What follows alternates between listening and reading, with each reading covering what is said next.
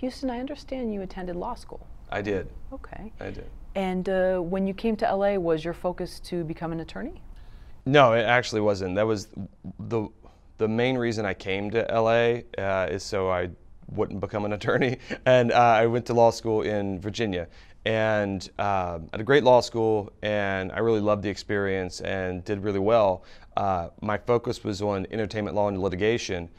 At the same university where I went to law school, there was a film school as well. And so naturally, given the subject matter of my study, which was film law and entertainment law, I became friends with a number of film students at the same university, started writing and producing content on the side of law school and all the spare time you have in law school. And then just kind of got bit by the bug and really started to drill down in that last semester of law school. You know, what exactly do I want to do with the rest of my life? Is it, you know, because I'm very much a, you know, I want to pursue work that doesn't feel like work. And if I could, you know, if money was no option and I could do anything I wanted to do, would it be going into the law office every day? Is going to be going to a courtroom every day? And it wasn't. I was more attracted to the other side of the transaction on the entertainment side of things. So luckily the Juris Doctor degree is very versatile, and so I knew I could use it to pursue entertainment as a producer, as an agent, as whatever I wanted to do when I got out here. And you know, at least that's what I told my mother-in-law. So, so it wasn't a big waste of time. But yeah, so once I graduated law school in Virginia, pursued a couple opportunities there, but we really made the decision to really move out here. So we 10 years ago just packed up our Jetta, sold everything we had, and just came out here. So I've been here ever since. It's been great. Once you came to Los Angeles, you probably saw that a lot of people that had chosen the artist path, Yep. it was a little trickier to actually, you know, support a family. Sure. How did you decide to incorporate, you know, your knowledge of contract law and all these other things with the creative? Well, it's interesting because the biggest thing with law school is law school doesn't really, it's not all about teaching you the law. The biggest thing for me with law school was that it teaches you how to think, and it just rearranges your brain in such a way that you can now approach any problem and really be able to deconstruct it in a different way to find an eventual solution. And so when I got out here, it was, you know, I didn't go to film school, and so now I needed to figure out how to break in, just like the, you know, 100,000 other people that do that every month. And but I looked at the problem of breaking in a different way. I think I was thinking about it differently because the line of screenwriters that are very talented, the line of directors that are very talented, those lines are very long and it's very competitive. They're all trying to go through a couple different doors. And for me, I wanted to try to figure out how to differentiate myself in the marketplace, find a different door into the industry. And I come from a really interesting, varied background where, you know, I was a heavy creative writer in high school. I played a lot of tabletop role-playing games, like Dungeons and Dragons, but not Dungeons and Dragons, things like that. When I was in college, I wrote for the stage a lot. I invented board games to sell off to licensors and manufacturers, which is sort of this bizarre hobby. Then once I got into law school, obviously I had my legal training, but also wrote and produced for the screen while I was in law school. So understanding sort of these bizarre skill sets that I have, I wanted to figure out how to leverage all those things to help differentiate myself in the marketplace to try to find a different way in. I quickly hooked up with a couple people once I was out here. One guy that had a comic book and a technology background, another guy that had a music background, he had 20 years in the music industry, and another guy that had this branding and marketing background. So we were all sitting around the table working on a pilot project, and we thought, okay, how do we use all these other things that we have as a way to help leverage our project in a different way? How do we create this pilot, but at the same time incorporate a board game component, incorporate some technology or a comic component? How do we approach it in a brand building way rather than an entertainment way? And it was really this fascinating subject for me, and it was a fascinating problem to try to solve. Once we started trying to do that, then that kind of got me into the area of transmedia. But I don't think I could have done that if I hadn't analyzed the problem differently from a legal perspective, because there's the industry is wildly complicated, but at the same time, it's very similar to the way it's been run for the last 50, 100 years. And so for me, just sitting back, coming in completely fresh eyes, I looked at the way the industry was built and the way it was constructed, and a lot of it didn't make sense. And then a lot of the path that most people were taking seemed to be not a logical path, because it was like running headlong into the problems rather than trying a different path to solve the problem. Einstein always said that you can't solve a problem with the same thinking that caused it. And so I looked at the problem, looked at it differently, and thought we could take a different path. And so that got me to where I am now, which is using all the tools at our disposal, all the mediums and platforms at our disposal, in order to try to attack the industry in a completely different way. So where most people attack sort of the industry from a right brain creative, yeah, you were coming from this left brain sort of analytical, critical thinking. Sure.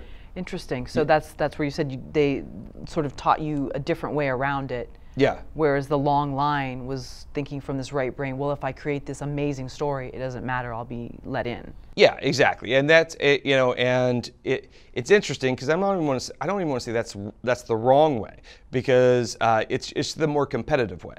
And so for me, you can have a lemonade stand in a neighborhood, and it'd be great. But if there's 100 other lemonade stands that pop up in your same neighborhood, you have to start looking at how you approach your business differently. It's not just how to make better lemonade, because at a certain point, it's really difficult to make better lemonade, right? I mean, and all these other people making lemonade are going to be trying to make better lemonade, and then it just becomes very, very difficult to try to stand out in the lemonade business when there's so many people trying to make lemonade. And so it's not just the quality that has to improve, which that's sort of a given. You also have to just approach the business of it from a different way in order to separate yourself from the marketplace. Most people say, if I can't make better lemonade, then I'm just going to do something else, which I don't think is the answer. Because if God put you on earth to make lemonade, you make lemonade. If you're supposed to be a screenwriter, you be a screenwriter. But you have to approach it differently in order to be competitive. Now, I know you're about to release your second book, yes, but I wanted to ask you about your first book, sure, which was that in 2013? 2013, I released Make Your Story Really Stinking Big through Michael Weesey Productions. And it was funny because when I got to LA, I didn't go to film school, so I had to self-educate myself. And so Michael Weesey Productions, I loved their line of film books, primarily because, or at least initially because they had the best covers. And I'm like a graphic design guy, so I like nice, cool covers. I was attracted to their line of books and loved their line of books. And then when I decided to publish my book, I was going to self-publish it, but just decided on a whim to send it to them, and they ended up picking it up right away and published through them. So that was kind of cool. But yeah, that was 2013 cool release. Oh, okay.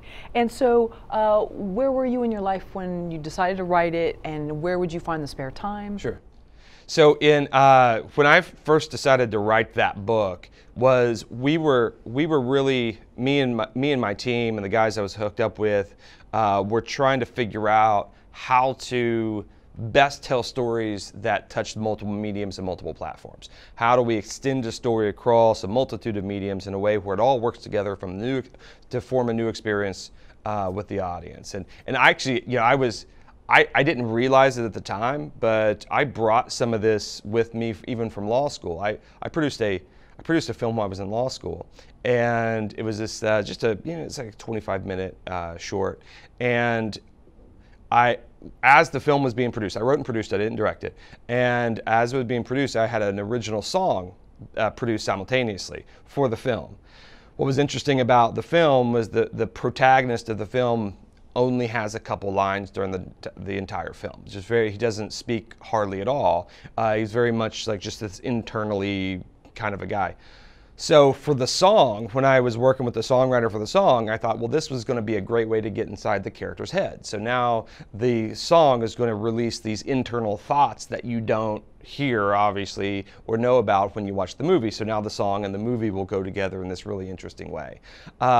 Then I thought, you know, it'd be really cool when we do the music video if we can use the same sets that, you know, as we're producing the film, we can just either before we film a scene or after we film a scene before we strike, we can just put the musician in there, film the music video, then it's the same look and aesthetic as the movie. Then I thought what would be kind of cool is if we had the actors also in the scenes as well. It's like if they were blocking a scene, then we could have, you know, them in there and that kind of give it its interesting look. And then I thought, okay, well, if we can shoot the entire scene, the scenes from the movie, maybe from a different angle in the music video, when you watch the music video, you're going to get new information that you don't get from the movie. So now when you watch the music video and the movie together, it's going to give you this full thing. Made my director go crazy, as you can imagine. But I brought that type of thinking with me out here. You know, I grew up very much into Star Wars, He-Man, G.I. Joe, Transformers, these multi-platform projects. And so I've always had a sort of a taste for that. So when we got out here and I tried to do it, it was very difficult. You would think, okay, coming up with a board game thing, coming up with a mobile game, an app, a comic book that all tie in together wouldn't be that hard, but to do that well is very difficult. And we failed a couple times, and we learned a lot of lessons.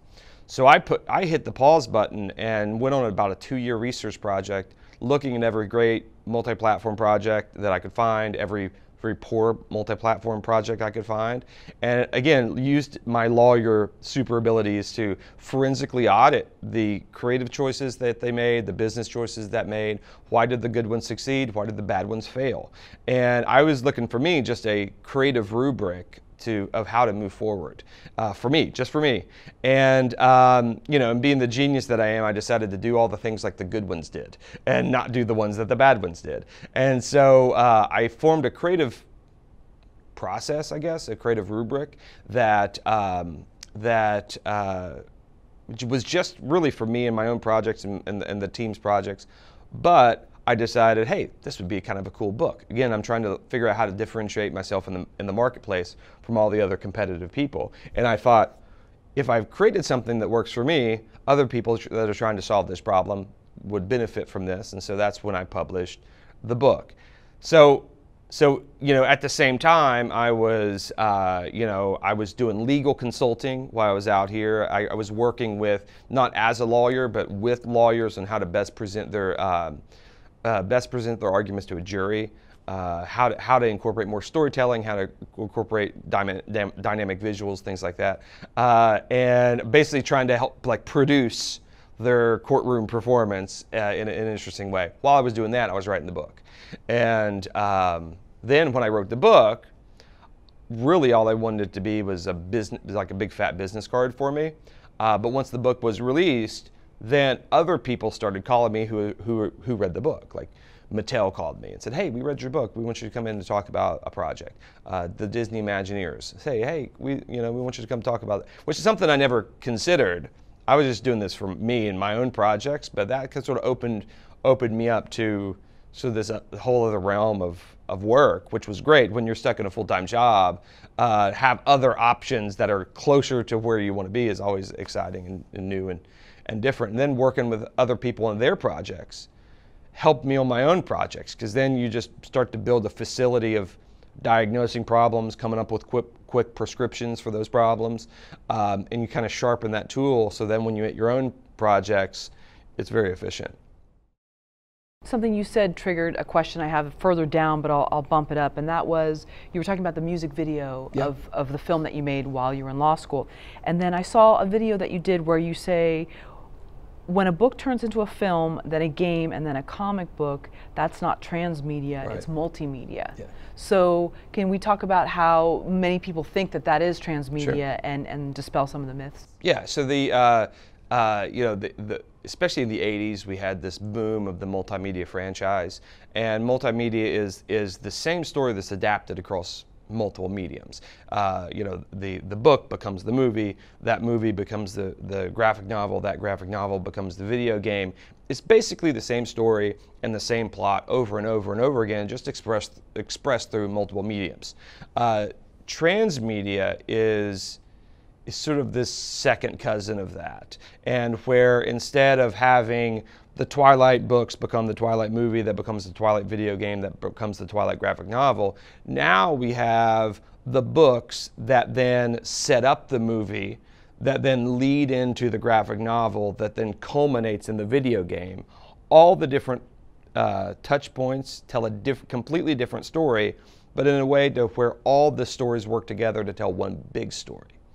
And that's a different process, but it was birthed out of the necessity of the marketplace. And now that, you know, growing up in the 80s and the 90s, the multimedia franchise was fine, because you know, what else are you going to do? We didn't have the 8,000 different entertainment options that we have today. It was very limited, and so consumers and audiences were okay with just experiencing the same story over and over and over again, because there were very limited amounts of options. Today, we now have, you know, 8,000 television channels. We have cable, satellite, network, Netflix, Hulu, Amazon. We have millions of YouTube videos. We have access to every TV show ever made, every movie ever produced, every book ever written. We have millions of mobile games that are available just in our pocket at any time we want. And so now, when we can entertain ourselves with anything that we want, the marketplace has been going for new stuff rather than repurposed content. So if you give a consumer the option of a video game where you already know the story and a video game that you don't know the story, now they're opting for the new story. They're opting for the new book. They're opting for the new movie, because they just don't want to repurpose the same thing over and over and over again. So when the audiences now demand new, you have to figure out how to continually give them new story rather than repurposed story, which then has created this really interesting opportunity in the marketplace, but at the same time, obstacle in the marketplace, because now we have to figure out how to continually tell new stories, because the multimedia franchise just isn't performing the way it used to perform. And so just like in a good capitalistic system, the market is the one that pushes toward change. And that's what we've seen over the past 10 years. We can see how transmedia would work for $1 million sort of ad campaign. Sure. But for a low budget film, for somebody that's an independent filmmaker, Yeah. maybe working with a 6-figure budget, Sure. how can they incorporate transmedia? It seems like it's almost out of the picture for them in some sense. You would think. I mean, I think this is one of the biggest misconceptions of transmedia, is that and partly it's my fault, because I talk about large projects, Star Wars, Harry Potter, things like this. We look toward all the Marvel stuff that's going on now. The way they design their projects is tremendous for the audience experience, and the only reason that they do that, the only reason that these projects are rolling out the way they're rolling out, is because the market has an appetite for it. So they're proving the fact that the audience wants that type of a project, something that is a never go dark experience. So after the movie, I still should be able to go home and be able to experience more stories somewhere else. After between episodes of the TV show, I should be able to engage online with some sort of added content. But this is what the market wants. So we can establish that. But again, how does an indie filmmaker do that if they don't have $1 billion at their disposal? In my perspective, it's all about how do we use the principles of George Lucas, how do we use the principles of Marvel, how do we use the principles of Harry Potter, and apply them to our project, our smaller project, our independent project. That's what fascinates me, I think, most about this, because the law of gravity, let's just say the law of lift. the law of lift overcomes the law of gravity in order to make an airplane fly. You look at a 777 that picks up off the ground and flies into the sky. You don't say, well, I have to have a 777 in order to fly. No, you can have a smaller plane, and if you understand the law of lift and the law of gravity and how those work together, if you just understand those principles, your tiny little plane can fly just as much as the big 777. You may have to gas up more times. You may not be able to go as far, but you can still get in the air. And so that's the way I look at it. I look at, Star Wars is the 777. But if the Star Wars is proving to us what the law of lift and what the law of gravity can do, let's take those laws and apply them to our own project. Because I think it's actually more necessary for an independent project to be able to, or an independent producer, an independent screenwriter, to be able to understand the multi-platform world and a transmedia world and what I call a super story model, where, because they don't have the P&A budgets, that's what it really breaks down to.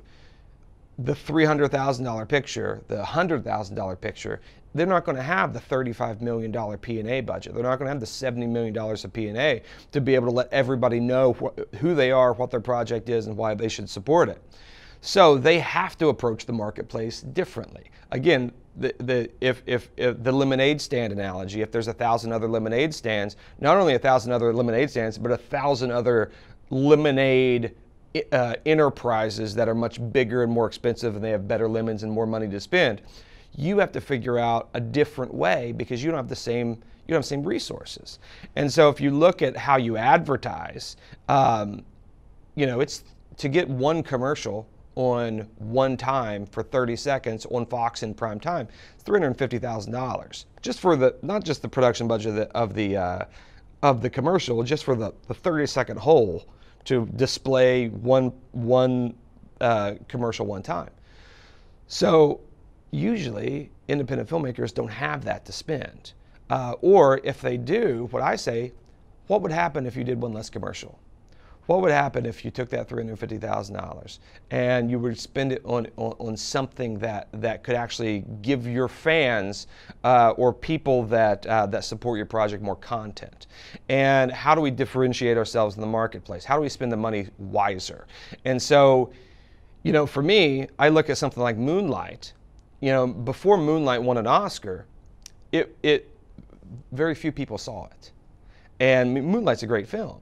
But if you look at the box office before it won an Oscar and the box office after it won an Oscar, it's very different. It was only a few theaters, made $100,000 or so. Then after it won the Oscar, it got the wide release. But you can't, as an independent producer, you can't build a business plan around winning an Oscar. All we got to do is win an Oscar, then we're good.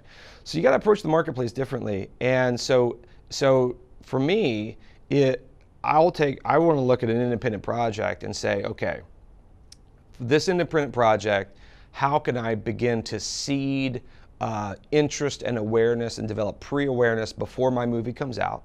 So the 2 years that it takes to even produce a film and release a film, you could be already building pre-awareness for it through things like self-publishing a novel. You can release interesting digital content. You can give all your characters in your script Twitter accounts, and as if they were real people, and go ahead and start seeding storylines and create interaction between them months before the film is ever released. You can go after different markets and create music content that may give you access to a different target market than the main target market of your movie. And not only that, you can do some of these things that can actually start generating revenue well ahead of the release of the film. So for me, that is a much better spend than a single commercial that you would spend on the back end. And that gives your fan base now more content to dig into and gives you a separation in the marketplace from all the other independent films that are being released. So if you look at programs like AMC Independent, where you can go directly to the exhibitor, bypassing the distributor, which is a great program.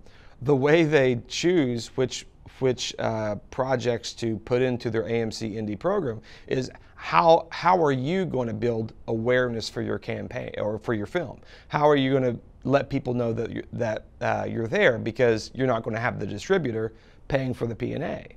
So now you have to have that mechanism to build pre-awareness. But what's cool is after that architecture is out there, any fans that go into the film that haven't seen all the stuff that you've done, even to build pre-awareness, they now can go back, flow backwards and access it. And now it's extended content for them. So now after I see the Moonlight movie, I can go read the Moonlight novel that's a continuation of it. I can then go dig into the comic books that see new storylines. You can use a book of poetry that gives you insight into a whole different character. So lots of stuff that you can do, understanding the principles of the big guy, but be able to apply it to your independent project in a way that gives you that separation and advantage in the marketplace.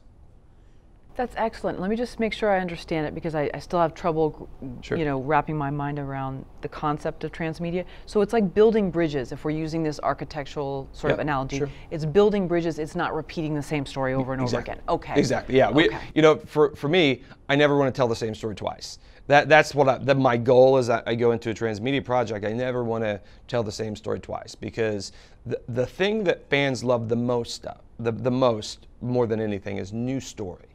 And I just recently binged all 6 seasons of Game of Thrones, and after 6 seasons in a month, all I wanted was more story, and I was searching for more story and searching for more story. I thought about going and reading the books, but I knew the books would pretty much tell me the same story, and so I wanted new stuff. That's what I wanted most of all, and so that's what fans want. When I was a kid, my mom bought me, I was a Star Wars fan, and my mom bought me the novelization of the original trilogy, which was great in the early 90s. There wasn't a lot of stuff out there, and I was a heavy reader. So she got me the book, I read it, and it was good. It was the same story in both places, and so it was okay.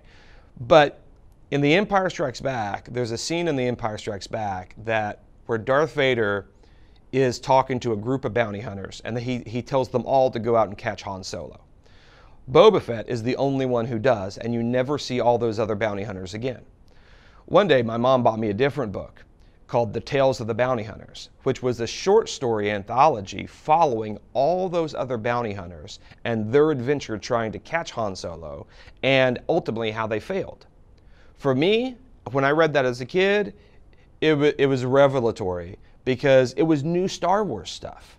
Like, it wasn't the same stuff. It was new Star Wars stuff, which was awesome. I completely devoured that book in a couple days because it was new. And for the filmmakers, it was a great way, 1, to generate new revenue, 2, to continually engage an audience in new stuff without having to shoot another movie. So for filmmakers, if filmmakers only think the way to tell stories is through movies, then they won't tell that many stories, because it's very, as you know, it's very expensive and difficult to be able to shoot movies all the time. And so even if you spend the rest of your life making movies and you never stop, there's going to be 2-year gaps. It's going to be, when you go into development, pre-production, production, post-production, distribution, it's a 2-year cycle to be able to get a movie out into the market. And so if all you did is make movies, there's going to be 2-year gaps where you're not engaging a fan base. So now, in this oversaturated world of entertainment, not engaging your fans for 2 years is a dangerous thing. And so now you have to figure out different ways to engage them. Well, how do I do it if I can't make movies? Well, you use other things just as much. And so as you're making your movies, let's be feeding our fans new content through all the things that we have at our disposal. Social media content. I'm not talking about advertising through social media. I'm saying, how do we deliver content through social media that extends the story in a valuable way? How do I use digital content? How do I use comic books, self-published novels, music, art, fine art? You can do sculptures, you can do poetry, you can do anything that can tell a story, stage plays, TV, whatever you want. All the options are out there that, 1, can give your audience more engagement and more story, which they love more than anything else, and 2, it gives your investors more of an opportunity to capture revenue. And so one of the biggest obstacles for an independent artist is, how do you find investment money? How does the independent investor look at your movie and find that it's a good business model. And what we've seen now is the investment, the pools of investment money is drying up rather quickly. It's very difficult to be able to go out and get the amount of money that we need to create these films, because the business model doesn't make a lot of sense anymore. There's been too much disruption in the marketplace. It costs too much to advertise for a film. I mean, Steven Soderbergh he just had an interview where he said, just to be a blip on the radar, now you have to have $35 million of domestic P&A, $35 million of international P&A, just to be a blip on the radar to let people know you're there, because there's so much competition. There's too many lemonade stands in the neighborhood.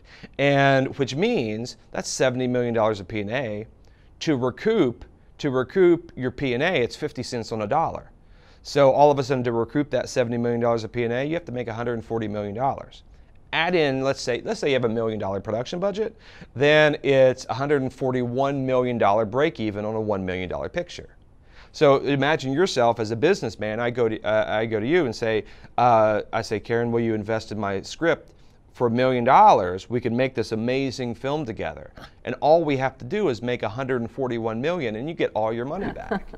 That doesn't make a lot of sense, right? And so now people say, well, I won't do any P&A then. I'll just, won't go through a distributor and just self-distribute or whatever. That now, if you don't have another plan of how to build awareness for your project and engage an audience, that's maybe even more dangerous than the first route. Or you may say, well, I'll cut back on the P&A, or and it's just a game of how far can I cut back and still be able to survive. So for me, if we can figure out a different way forward to say to go to an investor and say, here is how we're going to give you a different business model. Here's how we're going to give you an opportunity to recoup faster and to recoup more and recoup over a longer period of time. And so now, instead of just one revenue stream that I can generate that you can recoup, which is the movie, it's going to be the main one, now there's going to be 4 or 5 additional ways that you can recoup. And not only that, as we wait our 2 years before you start recouping from the movie, you'll be recouping in these other 2 ways that are going to hit the marketplace a lot earlier. So you'll be recouping your investment well before the movie even hits the market, which is great. And instead of the 2 to 5 year window that you'll have to recoup the bulk of your investment from the film, now we can build it to where there's a 15-year window, because after the movie gets out and it has this 2-year window to generate the revenue, then we're going to release this, and then we're going to release this, and then we're going to release this, and that's going to bridge the gap up until the time we maybe want to release a different film. And you're going to play a part in all that. So here's product diversification, we have a product line diversification, we have multiple streams of revenue. We're hitting not just 1 or 2 markets, now we're going to hit 7 markets for a longer period of time. When you start to position yourselves like that, now it becomes a better business decision for the investor, which is better for the independent producer, because somebody has to pay for your movie. Because then a lot of people say to me, well, I'll just do Kickstarter. Kickstarter is the savior of the independent film. 90% of films that are on Kickstarter don't get funded at all, get $0. And it's so sad. And it's just, there's that much stuff out there. The 10% that do get funded on an average of $12,000. And to make a career as an independent filmmaker, our vision has to be greater than $12,000 movies. Listen, if you get $12,000 to make a movie, God bless you, that's awesome. I'm not saying, I don't want to diminish that accomplishment, but but ultimately, we don't want to have to be baristas as we make movies. We don't want to have our day job and shoot on the weekends. As you do the grind, that's awesome, that's what you should do. But we need now a bigger vision and a better business model to be able to have a new way forward. I like to say at some point, well, the light bulb wasn't invented by the continuous improvement of the candle. At some point, somebody had to say, okay, the candle's great. God bless the candle. Candle's awesome. But we now need to kind of build a different model to be able to get a bigger result. And so now we've seen independent films being diminished in the marketplace. And the answer to that isn't just writing it better or shooting it better. Of course, you need to write it well and shoot it well, but we also need to build a different architecture around it so it can be sustainable and have an advantage in the marketplace, especially how we communicate it to an investor. I just had a filmmaker go to me for he wanted to raise $10,000 for a short film. That's all he wanted to do. He said, "Do you think there's any transmedia potential here?" I looked at it, and we kind of worked together for about a day, and I kind of added a few tricks to it and kind of built out the IP. And he went, talked to this investor who he was going for a $10,000 investment. He walked away with a $230,000 investment because all of a sudden, the whole thing made more sense. Wow. Business sense to him, right? And so that, now he was so happy as an independent filmmaker, saying now I can actually shoot my short, shoot these other things. I actually can go into pre-production on my feature. My investor can be being paid back based on these other two things, and now has an equity stake in the feature film as we move forward, et cetera, et cetera, et cetera. And he was super excited. And all we did is he's using the principles of Star Wars, the principles of Harry Potter, the principles of Marvel, and building that into his independent film business plan that separates him in the marketplace. Houston, I'm wondering if you could just define for me prints and advertising, P&A, Yeah. what, just so I can fully understand. Sure.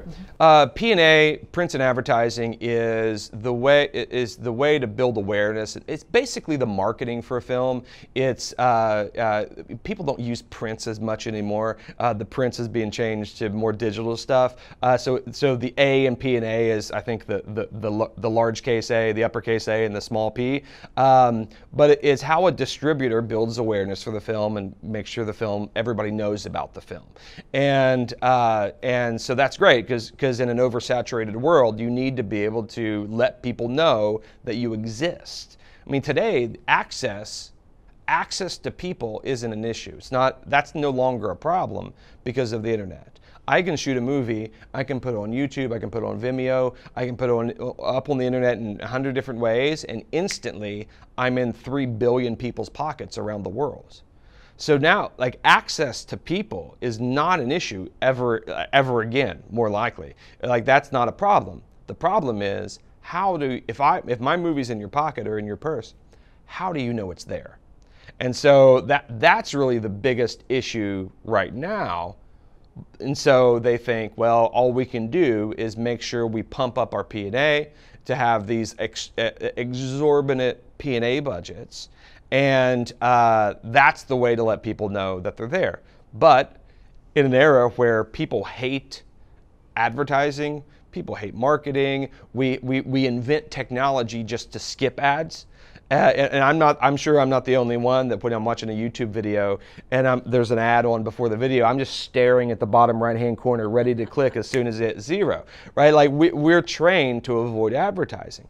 And so then when everybody's trying to avoid advertising, the studios say, well, we'll just do more advertising. We'll do more advertising. We'll do more advertising, and just oversaturate so you can't escape it. But then people will always try to escape it. My perspective is how do you engage them in different ways? And let's take the purpose of P&A. Which is building awareness, building pre-awareness, making sure that there's an audience that is built to show up on opening day or the first 2 weekends. How do we accomplish that through a more effective way? Because it's not always about just throwing money after money after money after money in some of these ineffective ways. It's about how do we think a little bit differently and engage the marketplace in a different way. And what we know now is people love story. People love entertainment. People love characters. We live in an entertainment society. You know, everybody always talks about the diminished attention span of people today because there's so many options. You know, I heard someone say recently that people have lower attention span is lower than a goldfish, right? Like, you know, because there's so much stuff, and that's why people don't want to watch advertising, because we get distracted too easily. I don't necessarily believe that, because, I get what they're saying, but the same people that they say have attention spans lower than that of a goldfish, they'll binge watch 10 hours of House of Cards on the weekend that it's released. And so they can zero in and watch House of Cards for 10 hours on their couch, focused, engaged. They'll sit there and binge watch, 13 Reasons Why. They'll rip through 6 seasons of Game of Thrones in a month, because of course you would. I'll watch all 7 Star Wars movies back to back to back to back to back to back to back to back up until episode 8 is released in a giant marathon. We can focus, we can engage, but we can now choose what we focus and engage into. And so all we have to do is provide other mechanisms for people to engage. And if you can provide other mechanisms that are engaging, then all of a sudden we can accomplish the purpose of P&A, but in a way that is more valuable for the audience, and even a way that can even drive additional revenue. So that's really what that fascinates me about this model, is how we can attack the whole problem that's surrounding independent filmmaking and storytelling in general. How are we just going to attack it in a different way that's more rewarding for fans and more rewarding for filmmakers? You mentioned briefly that finding production for an independent film is harder these days. Hasn't it always been difficult? It absolutely has always been difficult. It's never been easy.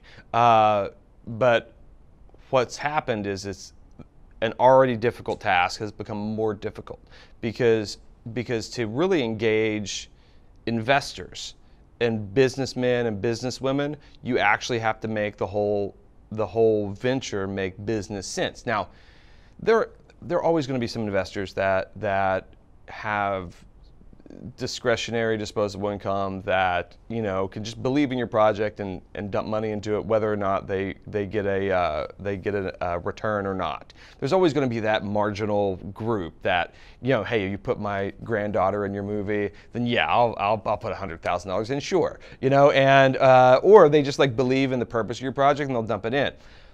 That is a rarity, and what we have to do is we have to approach the business of filmmaking from a perspective of an investor and learn what motivates an investor, learn the value propositions behind the business model so that they can feel comfortable with giving you their their money that they've worked very hard on or hard for.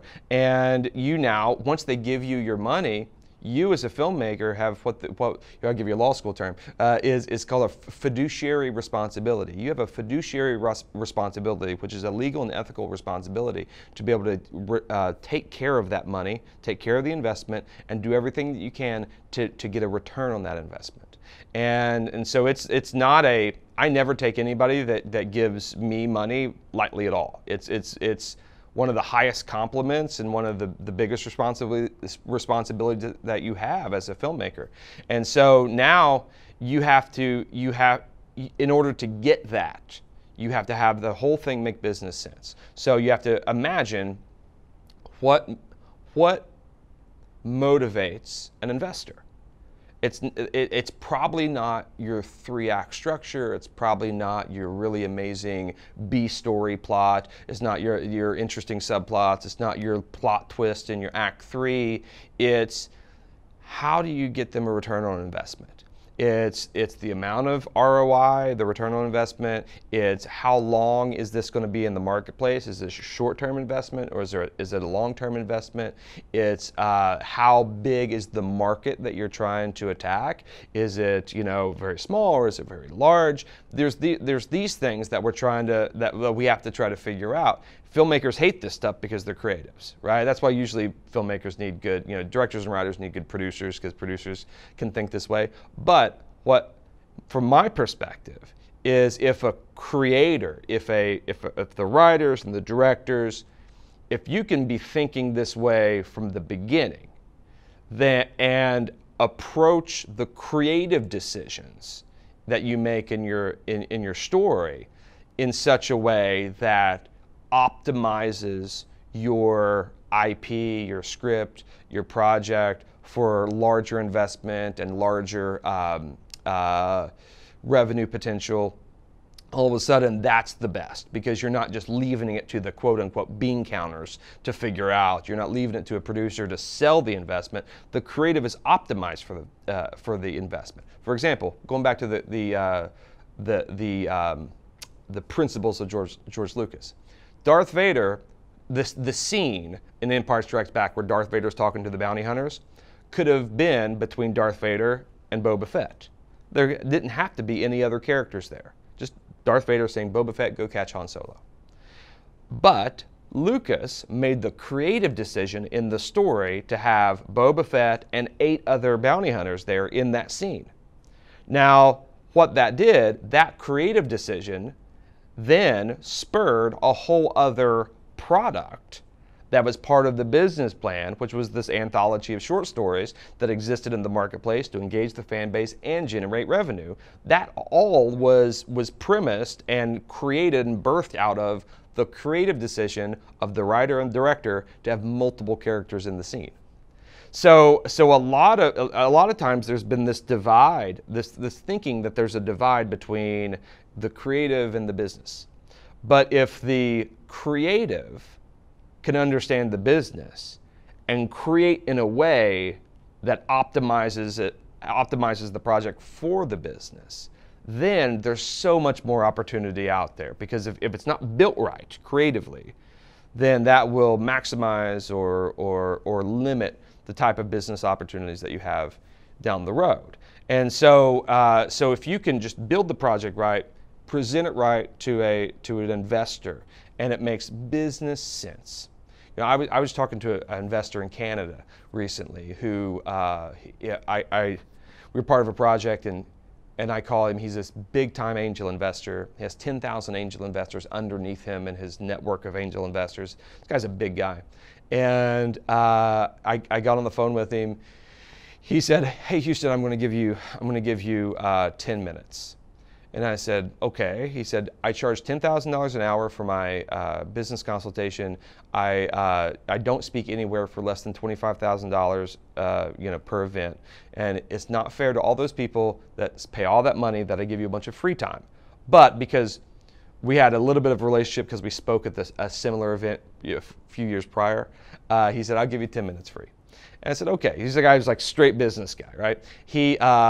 I said, well, I want to hear to talk to you about this film project that we have going on. And he stopped me 90 seconds in. He said, listen, he said, out of my 10,000 angel investors, I could probably only think of 4 who would even consider investing into entertainment at all. And he said, it's just too risky. He said, if you get a return, you're only going to get a return for about 1.5 years after its release. It's a difficult market and a difficult investment to make. But maybe there's 4, and if everything goes well, you may be able to get $150,000 to $100,000 out of each of them. So we're looking at a $200,000, $250,000 investment if all goes really super well. And I said, well, I appreciate that, but really what we want to do is, this isn't just going to be a film project. This is going to be what we call a super story. It's going to be this large-scale transmedia project that's going to have all these different things as a part of it. And I sat there and talked to him for 90 minutes. And I started talking about the different revenue opportunities, the different markets that we're going to touch, the shelf life of the project, how we're going to build pre-awareness while the movie is going to be being produced, how we're going to take some things that we're going to shift some things in the advertising budget to more content story stuff that we can release simultaneous to the film, so we can extend the experience. Then we're going to release other things after the film that's going to bridge the gap to the next film.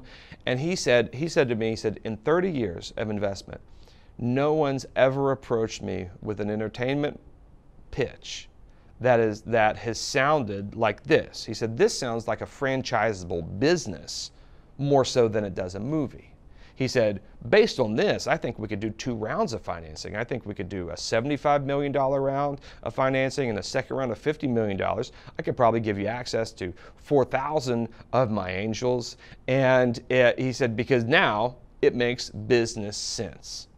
And I didn't even get to talk to him about the creative. This guy doesn't care about my characters. He doesn't care about the story. He cares about the model of it. But the creative decisions were the things that created those opportunities for those other products and other things. So it works together. So you can never really separate it. And so that just shows you. And like the other example, the guy that going out after the $10,000 investment, getting a $231,000 investment. That's the other end of the spectrum, but the result is very similar. One thing doesn't make business sense, but when you can now create a project that makes business sense, now everything makes much more sense. And what it does, it hedges the investment, makes the investment more secure, because all investors are risk averse. They don't want to just throw their money away. And so if you can make them more comfortable with the fact that the investment is secure, now they said, okay, this is, I'm part of this for the long term. There's opportunity here, here, here, and here. Now it just makes a lot more sense for them, and then you increase. It's still difficult. Don't get me wrong. It's still difficult, but you just increase the chances for success, and also separate yourself in the marketplace. And so, Tim Kring, the guy that created Heroes, he just got a $50 million investment into a transmedia company that he started with another guy here in town called Zach Caddison. They created a whole transmedia company, and they went to an oil man in Texas. And this oil man said, I've never invested in entertainment ever in my whole life, but when they approached me with this transmedia model, it made business sense. And so he dumped $50 million into their venture.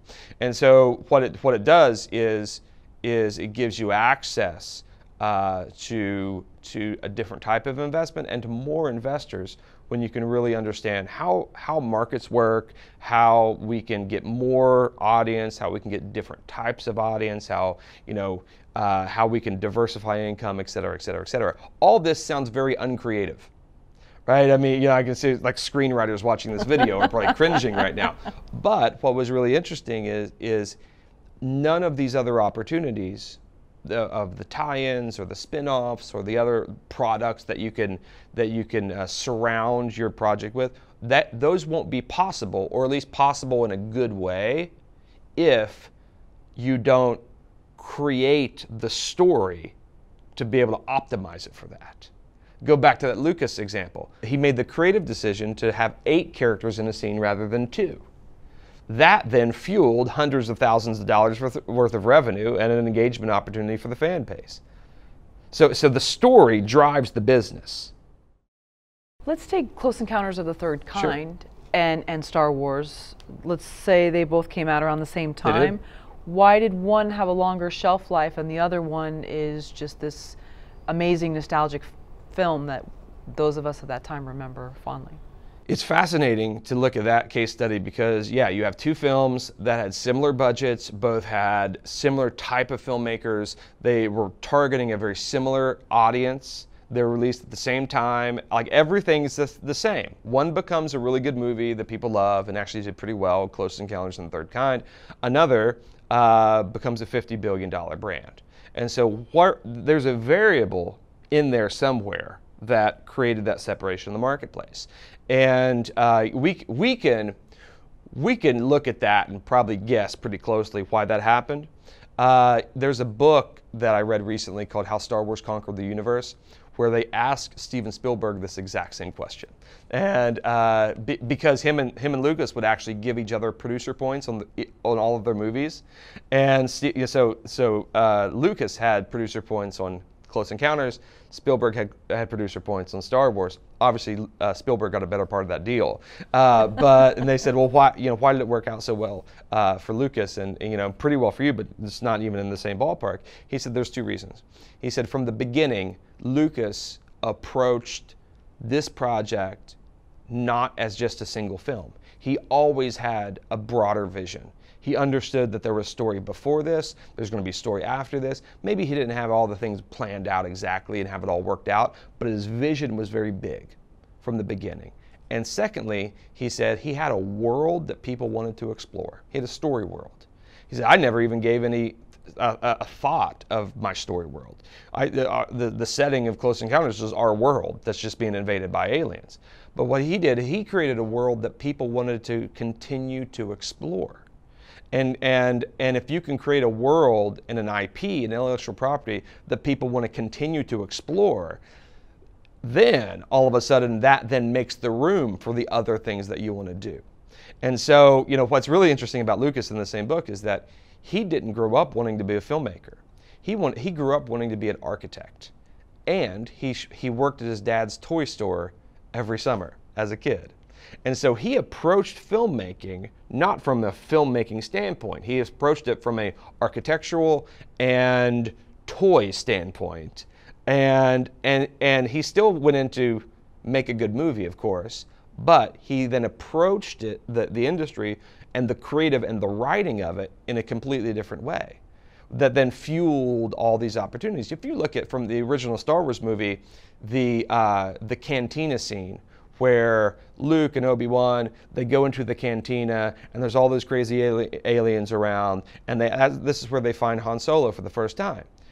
There was a very specific choice of I want these crazy aliens all around. They could have had, to cut back on budget, they could have had everybody look human like Luke if they wanted to. But instead, he really made sure that every single character in that bar and in that cantina had a very distinctive look, that they seemed mysterious, that it was obvious that all of them had some sort of backstory involved. And just that creative, one, the writing decision, two, the directorial decision. If you watch the scene, the way they made sure they got shots of all of them, there were interesting ones in the foreground, in the background. They took time in the edit of the film to cut, and show a handful of them. Then those creative opportunities, both in the writing, the directing, and the editing, then fueled short stories and video games and cartoons that dealt with all of them. They created web content for all of them. They created game content for all of them. And they created toys for all of them. So now, all of a sudden, where most filmmakers and directors would say, my scene is about my protagonist and my antagonist and the character, our central characters, everything else is background. Lucas never considered anybody background. He looked at all these other characters as potential stories, potential stories, potential stories that just so happened to be in the background of this scene. But I'm going to develop all of them as if they could be the heroes of their own story and then put them in the background. So now the creative mindset is different when he approaches a story. So how do we do that as independent filmmakers on my $100,000 feature?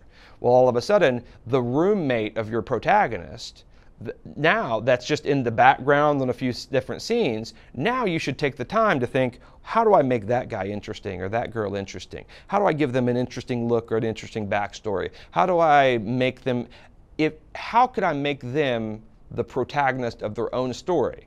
I'm going to develop them as if they could be, and then I'll go back and put them in the background.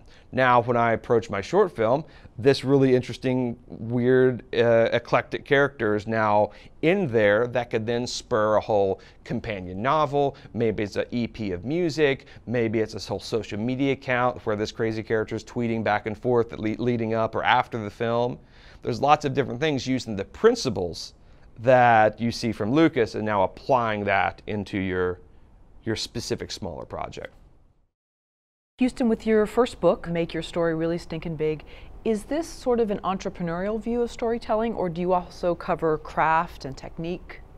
Both. I think that you need to approach storytelling from an entrepreneurial mindset, just so that you can, as a writer and a producer and a creator, you can have more, you can be empowered more, rather than I'm going to write something and then I'm going to push it out and now I'm at the mercy of the entertainment gods to do whatever they want with my stuff. If you approach it from an entrepreneurial mindset, you can now have more opportunity to take control of your work. But here's the trick, is that if you don't approach everything you do with craft and technique, then your products won't be good.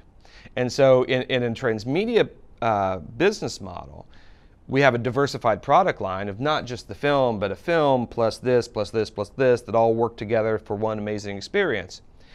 If you don't perfect your craft and technique for all of them, then all of a sudden nothing's going to work. And it doesn't matter how good your business model is if your stories aren't good and people don't care about them and people don't engage with your characters. And if your products aren't good, your business isn't good.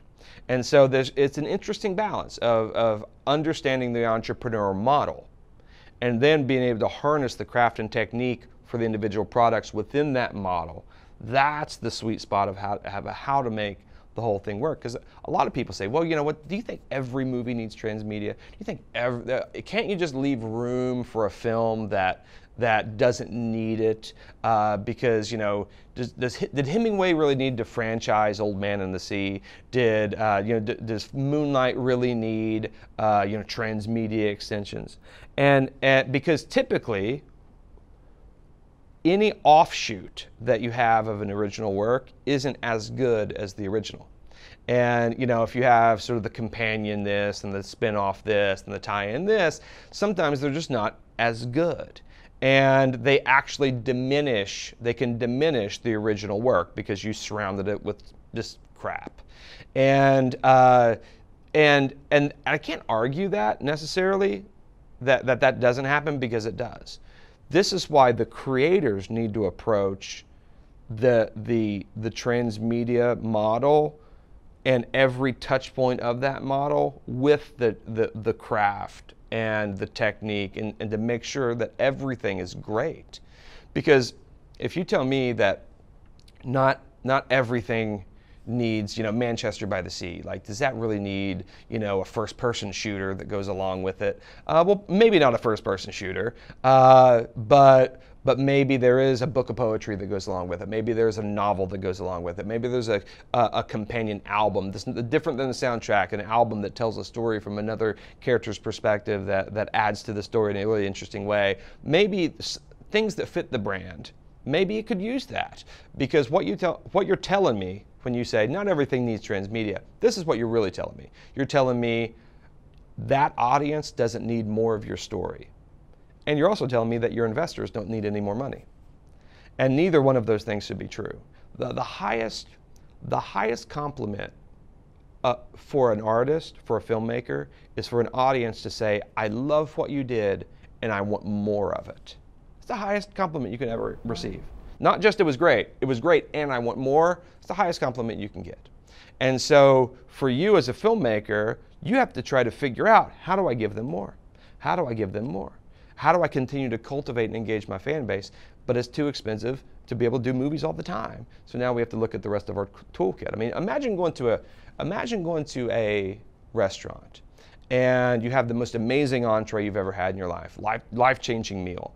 And you call the waiter over and you say, I love this, I'm still hungry, it was the greatest meal I ever had, I want to order something else off the menu. And they say, absolutely not. And you say, well, that's kind of weird because I'm still hungry, I want more. Can I order maybe a dessert? Nope. Can I order an appetizer? Absolutely not. Well, why? Because I have money in my pocket that I want to give you because I love the first meal so much. Well, the chef feels that if he gives you anything else, it could diminish the experience of the first. So the chef thinks you need to be happy with this one thing, right? Now, it doesn't make sense in a consumer arena to have that conversation. But if we now port that back over into entertainment, that's the conversation we're having. You're telling me that this audience member that says, I love the first thing, I want more, then you're telling me, you know what? Me, the chef, the filmmaker, I don't feel like you should have anything else. I think because it could diminish the experience of the first, so you just need to be happy. That's not a way to build a brand. It's not a way to build a business. It's not a way to build an audience base. I would never go back to that restaurant. But here's how, if I somehow convinced them to bring me another dish, and then there was a hair in it, or a fingernail in it, or something awful, then maybe it would diminish the experience of the first. And that's what we've all experienced in multimedia franchises, even some transmedia franchises, where the creators create the first thing, and then for all the other stuff, they leave it to other people. They license it out through a license model. They just and all those other things aren't approached with the same passion, technique, and care that the original was. and then it does diminish the value of the first. So to be able to take care of this, to take advantage of this model, now the creator needs to have this mindset from the beginning so that they can now approach those other things with the same technique and the same craft. And now when they get the second dish and they get the third dish and the fourth dish, they're just as good, if not better than the original. And then the experience is actually enhanced rather than diminished. So, for example, when Quentin Tarantino did Django Unchained, there was a multimedia comic book that was produced that was Django the comic book. It was the same story in both places, and it wasn't very good. And people were complaining about it, and it was just very, very poorly put together. Well, later Quentin Tarantino released the official sequel to Django Unchained. So the official sequel to Django Unchained isn't a movie, it's actually a comic book. The story was created by Quentin Tarantino himself, and it's called Django/Zorro. So it's a Zorro Django crossover. That's the official sequel to the movie Django Unchained. But the story, one, it's a new story. So it continues the story of Django, but the story was created and cultivated and designed by Quentin Tarantino. And then he just had comic book people put it together because he doesn't know comic books. But he worked with the team and made sure that the craft, the passion, and the technique that he put into the original film was then put into this transmediated extension. And then all of a sudden, where the fans hated the first comic book, they loved the second comic book because not only was it new story, but it was new story that was crafted by the creator in the same way he crafted the original. So that's a very long way to answer the question, but it's an intersection of both. It's an entrepreneurial mindset for the business model, and then how you execute within that business model is with craft and technique at every single touch point to work together. That, I think, is the sweet spot. When you talk about the entrepreneurial aspects of building a story or a franchise, what are some of the counterpoints that students or people that have read your book say? Yeah. And also, too, what are the age groups of the people that are countering your stance? Yeah, the people that sort of push back against it. Yeah. So the biggest pushback is what I was just talking about. Is the biggest pushback is always it's going to diminish. It's going to diminish the beginning. You know, it's going to diminish the first thing. It's going to diminish the first experience that they have. But for me, it's that looks at the whole situation from I don't want to say selfish point of view, but it's looking at it just from a filmmaker's perspective and not from an audience perspective. There's a school of thought, a philosophy out there called phenomenology, and phenomenology states that the highest achievement of the artist isn't the creation of the art itself. It's actually the experience that the audience has with the art. That's the highest achievement that you can get. And so a painter that paints a painting, once he's finished with the painting, that's not the highest achievement that he has. It's only until someone has an experience with the painting that you actually have ever achieved something. So if you create a painting that no one ever sees, if you write a book that no one ever reads, or make a movie that no one ever watches, according to phenomenology, you actually haven't created anything. That's just the first step. And to be a phenomenal filmmaker or a phenomenal creator, you have to create things that people have these dynamic experiences with, which means you have to be thinking of the audience and the audience's experience with your brand and your project from the beginning. And that's a very different mindset that most filmmakers have. They think of what's the story I want to tell and in the way I want to tell it, and it's all about me and my vision, and it's very insular in the way they approach their project because it's their craft and their art. But to be a phenomenal filmmaker, you have to say, what's the story I want to tell and how do I want to tell it? But you always have in the back of your mind, or maybe in the front of your mind, how ultimately is the audience going to be experiencing it, and what does the audience want? And it's the balance of those two that can move you out of just being a filmmaker to a phenomenal filmmaker.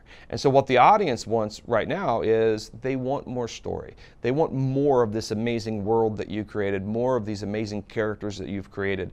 And we have to now figure out how to deliver more and more and more story to them, but in a way that doesn't diminish the original work. And I'm not saying this is easy. This causes you to now not just think of a 2-hour story. You know, when you're making a movie, you're thinking of 120 pages and that's it and I'm done.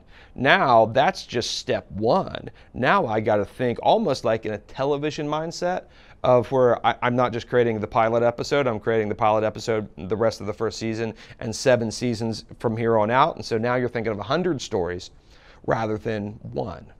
And so now you have to have that sort of facility to say, how do I tell 100 stories that spin off of my movie? Because this is what my audience wants.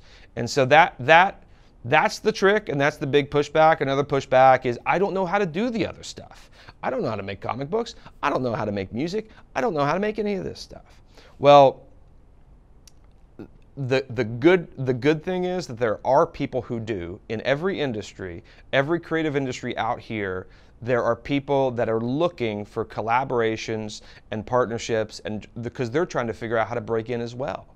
So you can find, you know, you throw a rock in any direction in Hollywood, you're going to hit a screenwriter. You throw another rock in another direction, you're going to hear somebody trying to break into the music industry. Somebody's trying to break into as a playwright into the stage industry. Somebody's trying to break into animation and design, and all of a sudden, if I'm trying to break in film and you're trying to break in music, then if I go to you and say, listen, here's an opportunity to collaborate, and I have this movie I'm trying to get made. If we can figure out how to partner on a musical extension that's going to extend the story in a really dynamic way, and maybe we can shoot music videos that sort of coincide, and then he is an animation guy, and so maybe he can create animated music videos for the music that you then create, and then all this works around the movie that I'm going to create. Now we can create this really interesting transmedia project and all benefit from the partnership because we're leveraging each other. You know, fire ants are really interesting. Where I was watching this nature video where fire ants in the Amazon, when it floods, fire ants they clip their jaws together and they hold on to each other, and they create these massive, it looks like a raft that floats on top of the water. Individually, the fire ants will drown in the flood. But as soon as they see the water coming, they latch their jaws on, create a raft, and they all float on top. And that, in an industry as competitive as Hollywood, where it's not just filmmakers, it's filmmakers and authors and musicians and everybody in between. When the water is rushing all the time, the way for us to succeed, especially when we're trying to break in, isn't just to insulate ourselves individually. I feel like it's cross-platform, multidisciplinary teams of people. Let's lock our jaws together and figure out how we can float together on top of the water rather than just drowned individually. So I think there's collaborations out there to be made that can help that problem. And two, we're all good at lots of things. In today's world, it's very difficult to find somebody who only does one thing, especially younger people, right? Anybody that's especially under 30, they've grown up in a world where everybody can take pictures because the phones, the smartphone, everybody's a hobby photographer at this point. You're an Instagram photographer. Everybody knows how to make a movie and edit it, kind of. Everybody knows how to, using GarageBand or something on a Mac, they know how to create a song and produce a song to some extent. We all know how to we could probably all figure out how to launch a website in some way using online web materials. And so all of a sudden, if you really think about it, we all have facilities in 5 or 6 different ways that we could probably figure out how to create some of this stuff ourselves if we had to. And so we can create a website companion to our movie that extends the story in a valuable way, and at the same time have an Instagram account from the perspective of one of the characters in the movie that disappears in Act 1 and doesn't reappear in Act 2 all of a sudden, or maybe they reappear in Act 3, then where are they all through Act 2 is now told on the Instagram account. And so that now the Instagram account is working with the movie, that's also working with the website, and you can do all that your stuff yourself because we're all pretty good at everything. Right, and so those are the two biggest pushbacks. Is I don't want to diminish the original work, and I don't know how to do everything, and I don't have the money to do it. That's the third biggest thing, is I don't have the money to do it. Well, with these boxes that are in our pockets, that shoot 4K resolution, that we all have. GarageBand on our phones and on our laptops. Like we all have access to social media that's completely for free. We should be able to shoot, create, and extend stories completely for free. Maybe we're not making big motion pictures, maybe we're not making platform video games, but there should be a way for everybody on a zero budget to be able to continue to engage their audience, or even establish an audience in a dynamic way completely for free.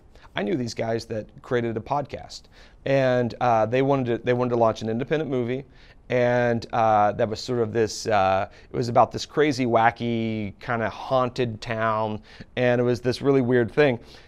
They shopped it around. They couldn't get it. They couldn't get any traction on it, so they went and created a podcast, and the podcast is from the perspective of the radio DJ in that town. And he talks about like the crazy things that happen in the town, the different characters. They interview some of the characters on there, and it's just this weekly podcast that gives sort of the weekly news of the crazy town. The podcast has blown up to where they have hundreds of thousands of subscribers to this podcast. What they've done now is they've established pre-awareness for their project. And now they take the couple 100,000 loyal audience that they have for the podcast and have leveraged that into a film deal, because they've proved the marketplace is ready for this project, right? And so, to create a podcast it costs zero money, completely $0, right? And so they just recognize the tool. And I'm not talking about a podcast where you're talking about your movie. Right. It's like there's a difference between in-world and out-of-world. When I'm talking about transmedia is in-world extensions. So we're inside the world and we're extending the story in various ways. I'm not talking about behind the scenes cast and crew interviews and things. Those are valuable in different ways. Typically they're valuable after something's been released. Mm-hmm. But when really we're talking about transmedia and super story and these things like this, we're talking about getting inside the world and extending in valuable ways. And there's so many tools at our disposal that we don't even know that are there that we can use to be able to extend. And I was watching the pilot episode of Better Call Saul. There was a character who wanted Saul Goodman to be his lawyer, and so Saul Goodman didn't want to be his lawyer because this guy was sort of this mean criminal kind of a guy. So this guy writes his phone number on a matchbook and throws it on the desk and say, "Call me." And for me, being a transmedia guy, I pause the TV and I call the number, because of course I would. And I call the number and I get the character's voicemail. Wow. Right? That's and neat. so doing little things like that, you can do almost for free, very inexpensive, and very easily yourself.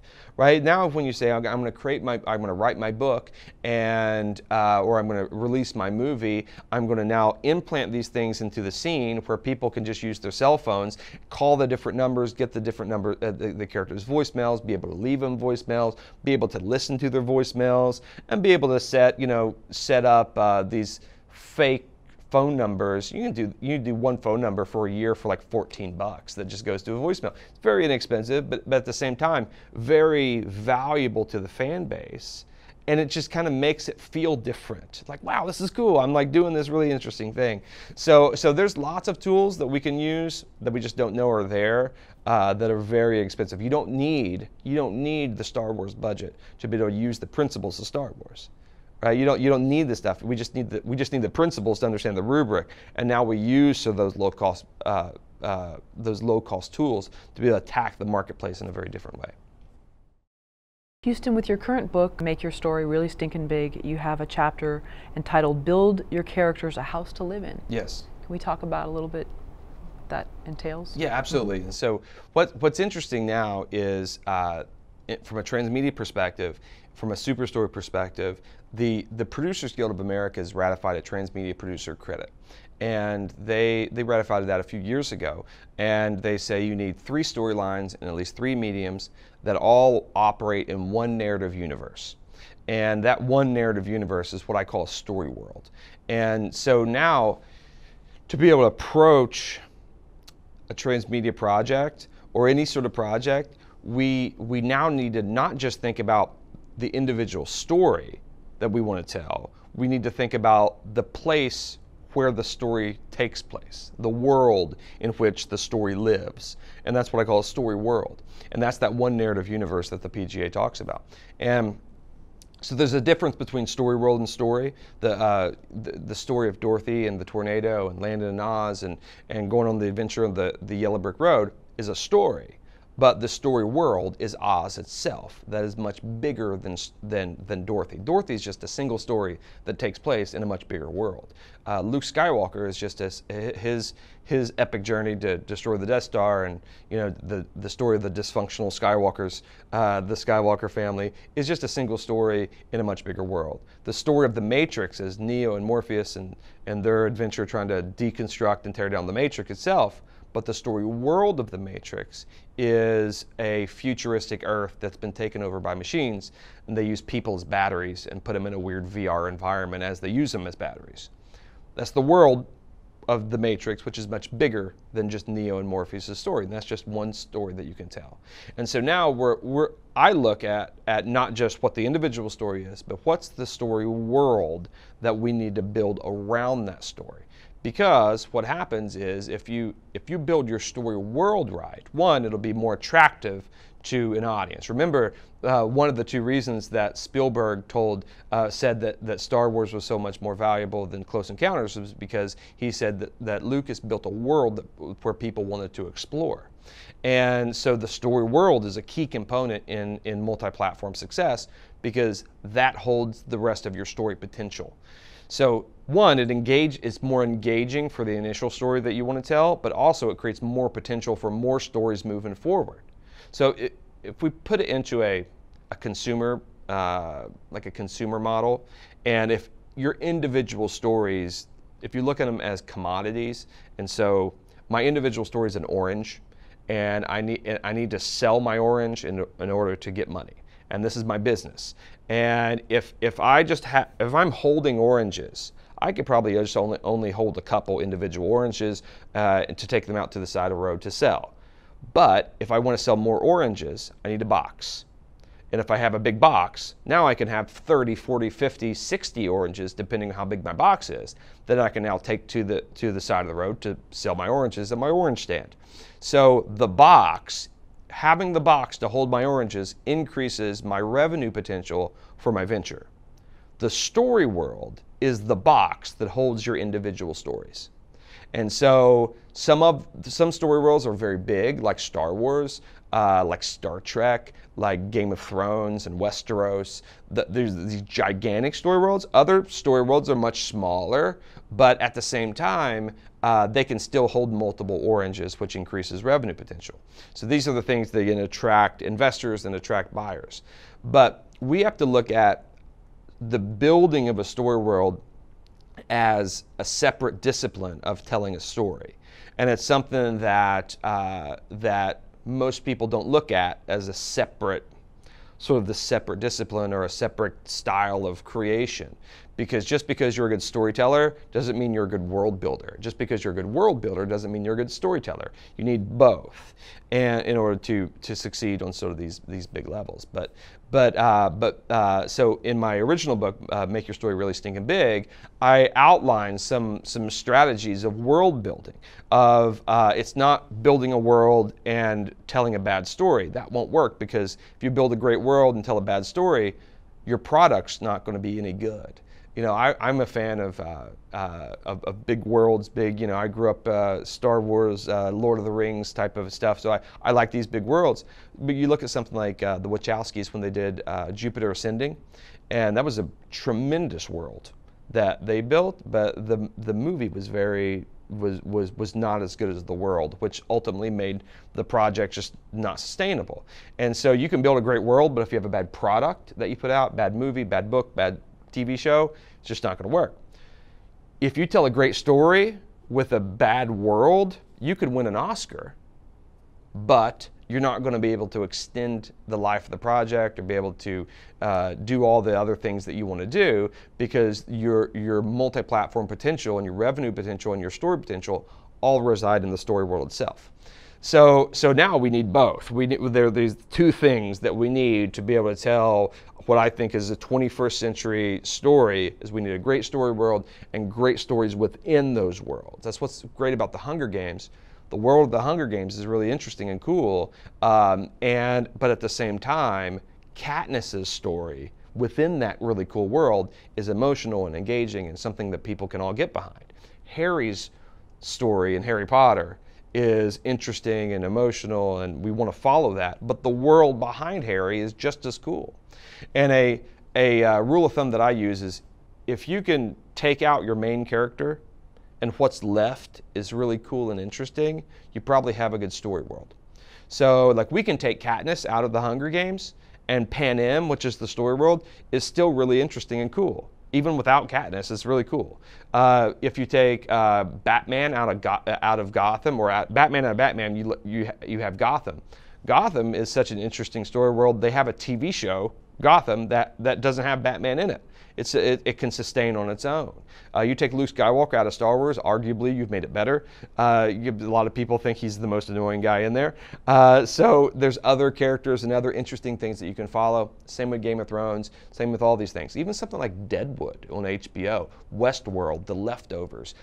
These all have like dynamic story worlds that aren't big Star Wars worlds, but they're really interesting, well-crafted stories that if you take out, I'm a big fan of The Leftovers. You take out Nora and, you know, and Kevin, you take out the main characters, the rest of the world is interesting. Same with Westworld, the same with everything.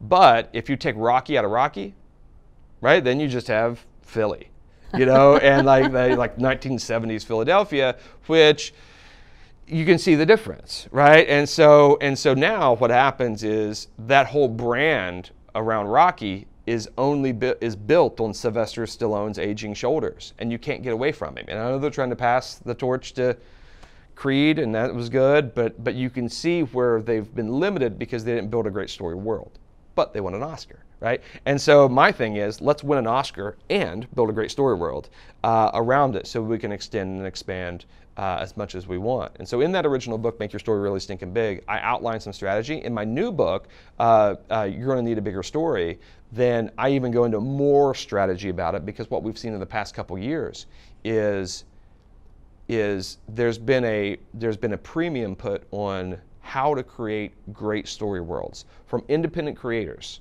that when they go shop stuff, when they go shop a spec script, the scripts that have great story worlds have been getting disproportionately good deals, as opposed to the scripts that are good that don't have good story worlds.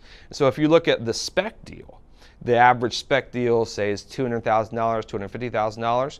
The specs that have great story worlds have been getting picked up $2 million, $3 million, $2.5 million, because the studios that look at those, they'll say, that has one good story in it, but this other thing has one good story plus 40 other stories that I could potentially tell across platforms. So I see video games, I see TV, I see multiple features, I see cartoons, I see comic books.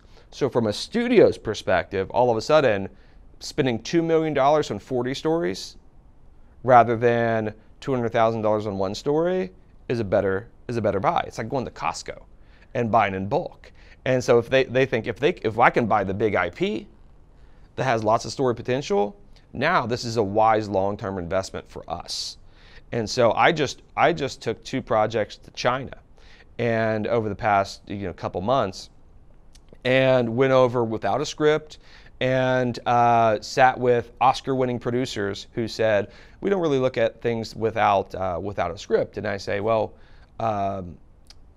let's talk about the world that I built. Let's talk about the world where all these stories are going to take place. And all of a sudden, I get an attachment from a producer. I get an attachment from the biggest director in China. Get an attachment from from a person that used to run a studio over there that's coming on as a producer. Then all of a sudden, I'm attaching all these people, and I don't even have a script. I just have this really interesting world that I've built, where they see all the different story potential, and all of a sudden now financiers come, and then writers look at it and say, I would love to write in that sandbox. I want to play in that sandbox. And so it's a really interesting time now in the marketplace where the story world has taken its own separate spot in the marketplace. It hasn't overtaken story in priority, because again, if you don't have a great story, your product's not going to work. But the story world as being a separate asset, as being separately built and have its own style of creation, its own rubric of creation, that has really been coming into prominence with sci-fi project, fantasy project, but at the same time, very, very like real world based projects that you see in HBO, dramas. If you have a good story world, then it has good story potential, which means it has good revenue potential and shelf life for all the different players within the project. So in my new book, I go into greater detail because of this change in the marketplace of the story world being a separate asset. I even go into probably 50% more of styles of creation and things that you should think about, and the little tricks of the trade that really help you, whether you're building Star Wars or you're building your 1-hour domestic drama. These are the things that can help the revenue potential of the world itself, so that then when you set the table with the world, you can jump in and tell this amazing, heartfelt, emotional story. Then all of a sudden you're hitting on both fronts, and your project actually now has more potential, both financially and creatively. Well, that was my question. Actually, you're reading my mind, because I was thinking with real world, I wasn't seeing how transmedia would work. If you take, let's say, the 80s films of John Hughes. Sure. Fantastic movies. Yeah. What worlds, aside from like suburbia in late 1980s, could really be there, or the high school dramas of Molly Ringwald or something? Yeah. Because it seems like with science fiction or some of these comic book films, there's endless possibilities for these worlds. Yeah. But are there endless possibilities for a drama, or even take Silicon Valley, great show. Sure.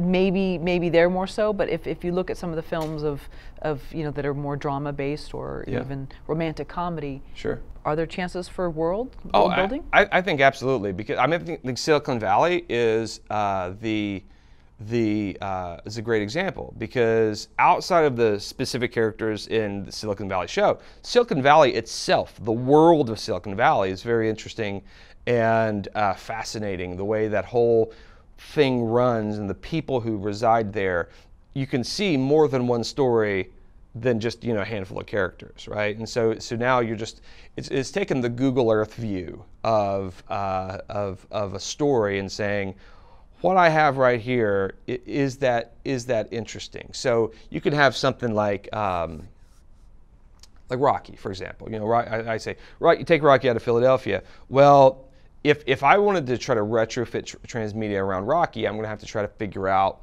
the story world of Rocky. And so now I'm going to look at, okay, Philadelphia, and then I'll say, okay, well, what is it about Philadelphia what's the most unique thing about Rocky? I think the most unique thing about Rocky is the fact that he was an untrained boxer. He's not even just an untrained boxer. He started out as a leg breaker for the mob, who then becomes a boxer, who then takes on the champ. So he's a guy that has been, he's a guy that is not trained for the industry that he wants to go into, and against all odds is able to overcome all that and succeed at the highest level. So then I would say, okay, what is it about, maybe there's other people that live in this part of Philadelphia who do the same thing. Remember there was a movie, Invincible. Mark Wahlberg was a bartender who tries out for the Philadelphia Eagles and makes the Philadelphia Eagles, based on a true story. That, I think, is a similar thematic and a similar high concept as Rocky. Somebody who's not trained to go into the industry that they want to go into and against all odds overcome that obstacle and succeed at the highest level. And so maybe I start to look at the different parts of Philadelphia and say, you know, there's Fishtown in Philadelphia. There's a part of Philadelphia that Rocky is a part of called the Devil's Pocket. It's this little like suburb, not a suburb, but like a little borough almost of Philadelphia. So then I can say, okay, what is it about the people who live in the Devil's Pocket part of Philadelphia? And there's something about the grit and determination of just how the people who live there in the day-to-day struggle and the lives that they live and what they do to survive every single day that gives them the grit and determination to say, you know what? I can do anything that I want to do. I can be a boxer if I want. I don't care if I'm trained or not because I grew up in the Devil's Pocket. I know I can do all these amazing things. I can play for the Eagles. Maybe you can tell a story about somebody who wants to become a ballerina that is, you know, former drug dealer out of a gang that wants to become a professional ballerina. Flashdance, sorry. Exactly, right? So anything like that. To where now this world, the Devil's Pocket, this little part of Philadelphia is creating people with the guts and the moxie and the grit that where they can go out and against all odds achieve everything they want to do. Now maybe Rocky Balboa has the feature films, but then maybe there's a book series about the ballerina that you want to tell. Maybe there's a whole musical extension that you want to tell about somebody who wants to pursue music. Maybe there's a video game about somebody else that wants to do something. And now we've identified this really interesting world. And then we can tie all those stories together. Because if you look at something like, just on NBC, Chicago Fire, Chicago Med, Chicago PD, Chicago everything, all the Chicago shows on NBC, they're all set in one story world. And then they cross over. And so they're all set in Chicago. And they all cross over in some really interesting ways. That's not transmedia because it's all TV, you don't shift your mediums. But the story world of Chicago supports multiple stories of multiple people and then allows you to cross over in some interesting ways. If you look at Chicago, even you have all the great stories that have been told in Chicago, from the 8 Men Out, which was the old baseball movie with Charlie Sheen that was about the old Chicago Black Sox that threw the World Series. 1918 baseball movie set in Chicago. You have Glengarry Glen Ross is a business movie set in Chicago. You have Natural Born Killers started in Chicago. There's a horror movie, like a serial killer movie in Chicago. You have Meet the Fockers. One of those was in Chicago. You have Divergent and Insurgent, which is post-apocalyptic Chicago. You have Will Smith movie, iRobot, set in futuristic Chicago. So what's interesting is all those stories exist within the same story world, just in different parts of the timeline, right? So from 1918 all the way to post-apocalyptic dystopian Chicago. And so those all exist in the same story world, which now if you're thinking as a broader vision of a project, you say, what is my story world? What is my, if my story world is Philadelphia or Chicago or whatever, now how do I explore the people that live in that world? But now also, how do I shift back and forth on the timeline to find other stories that I can figure out how to then tie in? Because then all of a sudden, if in iRobot, the main character finds there's something that they find in that world that then gives them a clue as to who actually threw the World Series back in 1918. Now you tie this story that's a sci-fi story back to the old baseball story that's over here on the timeline, and you're connecting everything in an interesting way, and it becomes a game for your fan base. So it's not always about the big Star Wars, thing. It's about how do I identify a part of our world that's interesting and cool that, and sometimes you have to engineer that, right? And so I can engineer like that the neighborhood where Rocky grew up in as this neighborhood that churns out other people like Rocky that have similar stories, maybe in different industries, and to be able to explore it across platform. Now that's just as much as a story world as Harry Potter. Maybe it's a smaller box to carry the orange, and maybe it's a sort of a different genre, but it's the same principles that build it. So in your first book, Make Your Story Really Stinkin' Big, you have chapter 10 and some sage advice. Yes. Sort of the ending chapter, I guess. Yes. So, what's some sage advice that you can share from the book?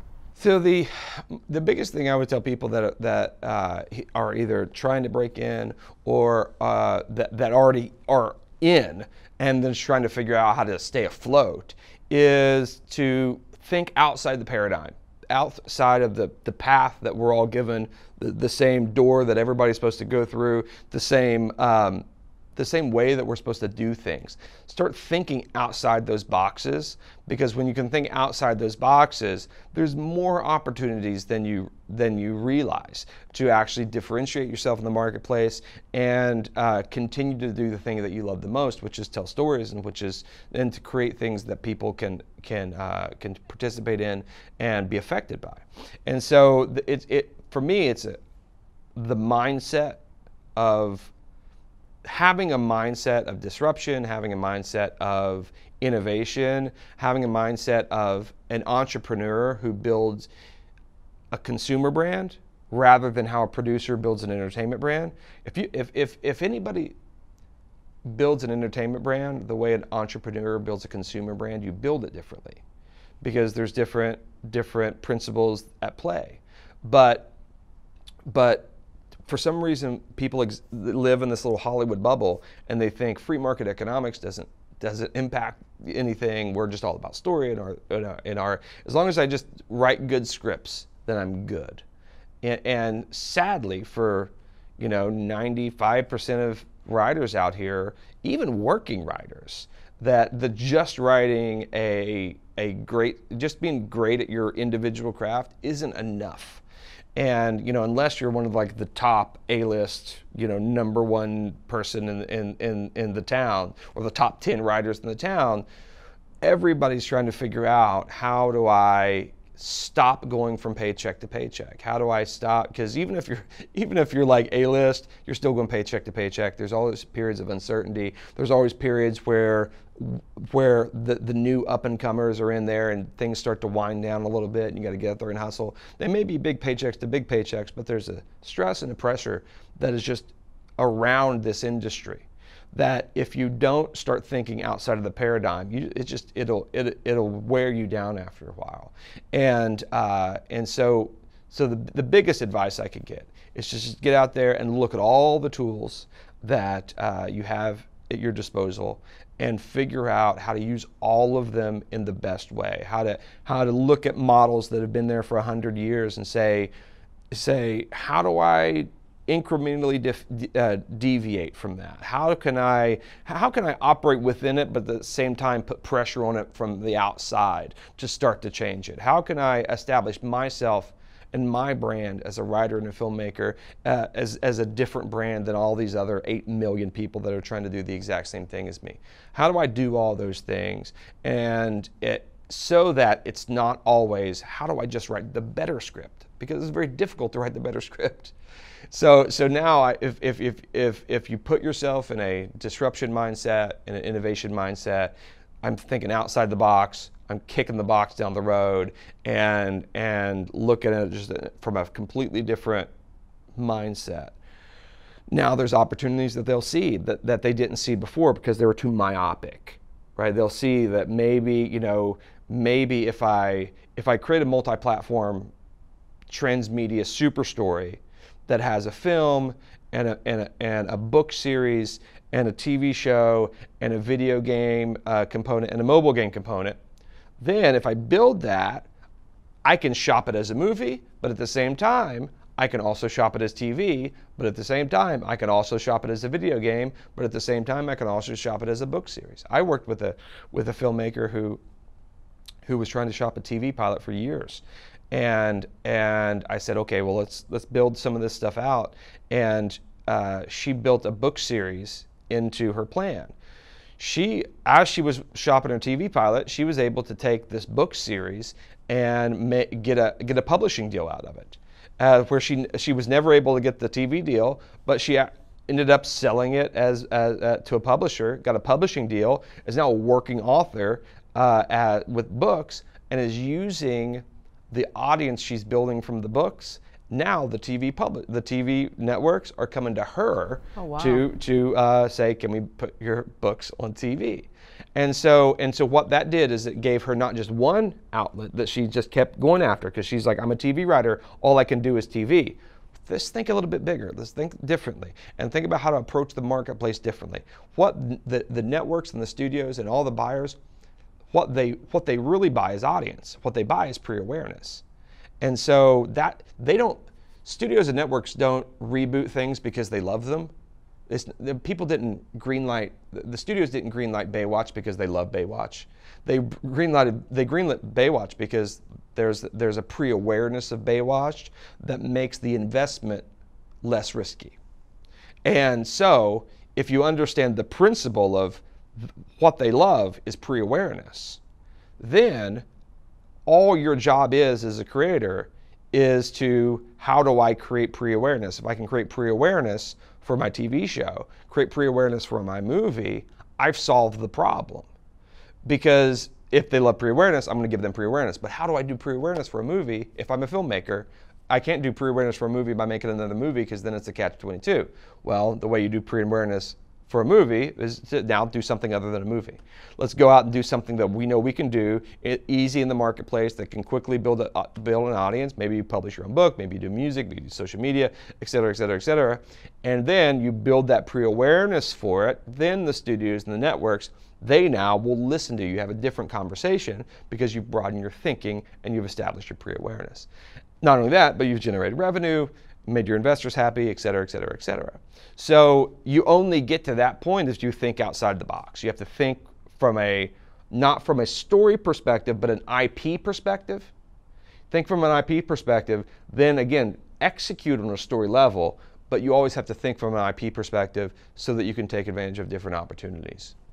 But it seems like creating a product, it's easier to be a disruptor. It's easier, you look at Apple, they were the underdog for a while, where they targeted to people that were the misfits, their whole campaign, which was really cool. And then of course, that type of person wanted to buy those machines. And look at Tesla. It was a car that was not a Prius. It was something that was sexy, and it spoke volumes about who you were. Right. But in terms of writing a script or getting a series out there, it seems like it would be very difficult to differentiate yourself. Yeah, I mean, it's very difficult to differentiate yourself. That's why I say if it's difficult to differentiate yourself within the television industry, or from all the other series, or from all the other features that are being created, the one way to differentiate yourself is to differentiate and diversify your plan. And differentiate and diversify your intellectual property, to where now it's not just your IP and your project isn't just a feature film. There's all these other components there.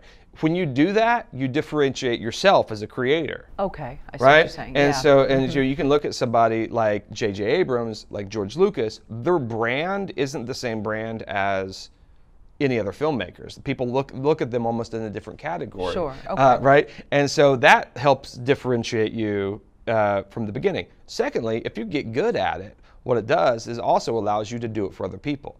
So now you can go to somebody who's making a movie and say, hey, you ever thought about doing it like this? And if you've already done it a couple times, they'll come to you and say, hey, can you help me do this to my project? One, which is great for you because you get paid for it. And secondly, that continues just to build your brand as this disruptor type of a person. Another thing that you could that I always talk about and try to encourage people in is to figure out the passion and the purpose behind the brand. How do you make your brand important? How do you make your brand connected to the emotional foundation of people and what people care about, and it's the thing called corporate social responsibility. If you can tap into how your entertainment brand isn't just cool, but how it's important on some level, then you can actually connect with the audience in a different way, not just in a cool way, but in an emotional way. And so a lot of times now, what's been in vogue of how to get series and features produced and picked up is that before you go to the networks or the studios or to whoever that you want to shop these things to, is to figure out the thematic premise behind your project. I call it a soapbox. And it's what are you trying to say about your project and with your project? You take the time to go build an advisory council of organizations that will endorse, not fund, but just come alongside it and endorse you.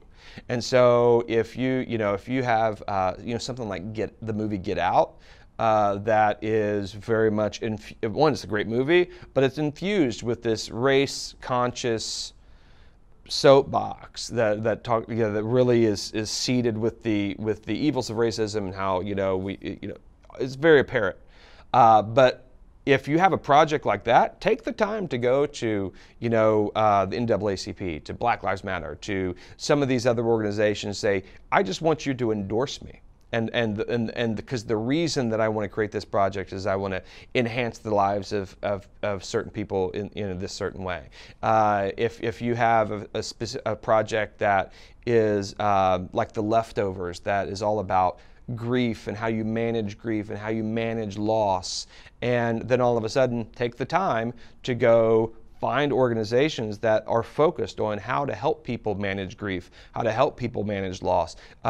These are different, there's authors that write books about these things. How do you make those collaborations, connections from the beginning? Then when you go have those conversations with networks and studios or investors, they can see the organizations that are coming alongside of you and endorsing your project because of what you're trying to say with it.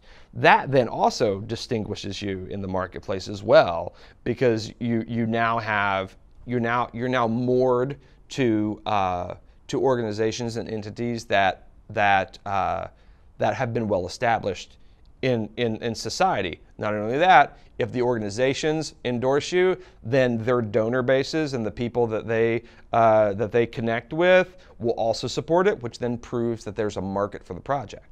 So it's interesting. I outline all this in my new book where it's figuring out that emotional base, that emotional foundation that can align yourself with nonprofit entities, other organizations that then help differentiate yourself. Then if you then diversify the product line in a transmediated superstory way, now you're hitting on both levels and you really have something different. So not only is your project differentiated, but you as a creator have been differentiated yourself, and you have a different brand yourself, which is great.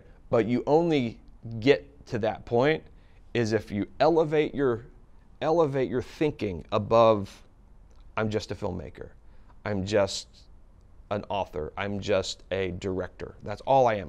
All I do is direct movies. I'm a movie director, and that's it. If you never think outside of that box, you'll never do anything else. You'll never take advantage of the hundreds of opportunities that surround you every single day. We have to be able to build the car differently. And an 18-wheeler, when it's going down the road and it blows a tire, keeps on going, right?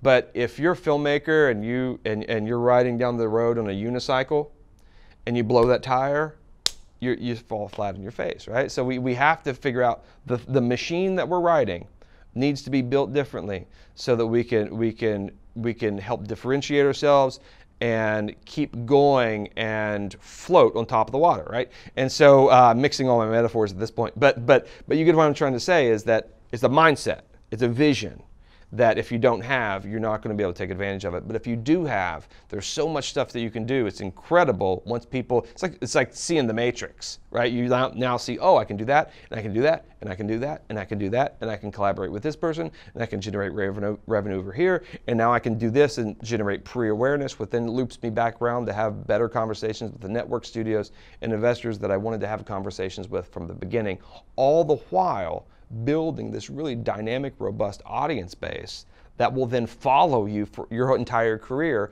as long as you keep feeding them in the right way. The reason I was laughing was because I was actually thinking of the wheel analogy, and then you said it. Oh, cool. Which was just so, sure. That's why I was smiling. But Yeah. it sounds like, so you're not really inventing, if you want to go with a metaphor, a better story wheel. You're giving tentacles to that Yes, wheel. absolutely. You're spreading different. Okay, so Yep. that makes sense. Yep, sure. What is churn rate? Churn rate is how quickly people get sick of something. And so it's you know, a kid will play with a toy for 5 minutes and then get sick of it and move to something else. And that's churn rate. And so the faster the churn rate, the worse it is, because people get sick of your stuff at a much quicker rate. And so, you know, how if you're flipping through the channels, you land on a show. How long are you going to give that before you flip to the next channel? On the radio, how long are you going to give a song before you flip to the next song? And so churn rates typically in a competitive environment are very high because there's so many options now. I'm just like bouncing from thing to thing to thing to thing to thing to thing to thing. And that you know, back in the 50s when there was just radio, then people would sit and listen to one radio station for hours and just listen to radio dramas and news, and they wouldn't flip to anything because there was only one thing that they could do. Now with all the stuff that we have to do and all the entertainment options, the oversaturated tsunami of entertainment that is around us all the time, churn rates are very high, and that's bad for creators. So we now have to think of how we create, how do we create a brand that lowers the churn rate of people? How do we keep them engaged for longer and in more meaningful ways into our brand and our stories? And that's something very important because the longer you can engage the audience and the longer the valuable engagement takes place, the more chance you have to then convert them into now a loyal audience member, or ultimately to what I call a brand evangelist, somebody who's not just watching your stuff, but actually helping market your stuff. Hey, did you see the new Game of Thrones this week? Hey, you know, you should check out this show. You can go watch this movie because it's awesome. If you can convert them into that, that's the sweet spot, because then when you can get people, one, loyal to your brand, two, that are so loyal that they're marketing your brand, you start to solve some of that P&A issue we had talked about earlier of having to rely on so much P&A because you've activated your fan base to do something valuable. But you're never going to activate the fan base if they only engage with your stories for 10 seconds at a time.